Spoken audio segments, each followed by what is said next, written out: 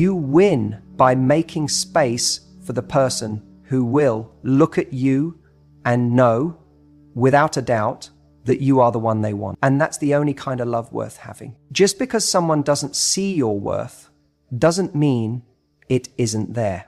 This is something people struggle with all the time. We internalize rejection. We take it personally, and suddenly someone else's inability to recognize what we bring to the table makes us question whether we were ever valuable to begin with. But here's the truth. The way someone treats you is a reflection of them, not of you. If someone walks away, if someone chooses another person over you, that doesn't define your value. It only defines their level of awareness, their priorities, and their ability or inability to recognize what's in front of them. And the worst thing you can do in that moment is try to prove your worth to someone who already failed to see it, because the right person won't need proof.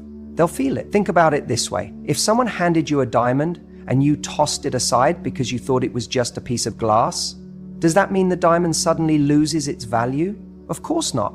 It just means you didn't recognize what you had. And that's exactly what happens when someone chooses another person. They didn't suddenly make you less than. They just weren't the person equipped to appreciate you.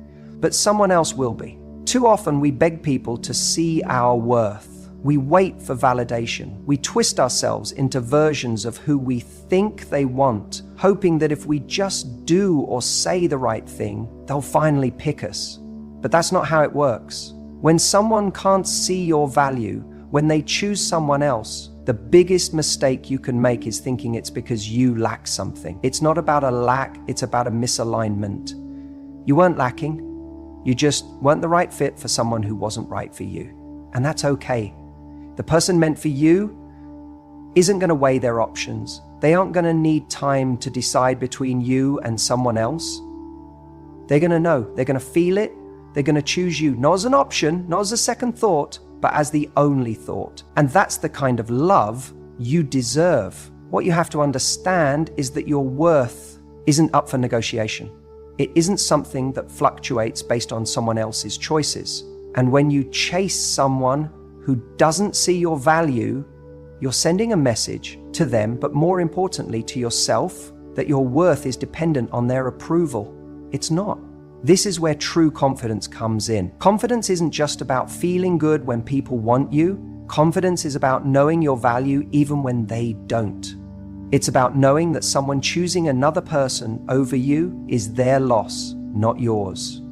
It's about recognizing that rejection isn't a reflection of your inadequacy, but a sign that this person wasn't meant to be part of your journey. And I know that's hard to accept when emotions are involved. I know it's painful when someone you wanted to build something with decides they'd rather build it with someone else. But that pain is temporary.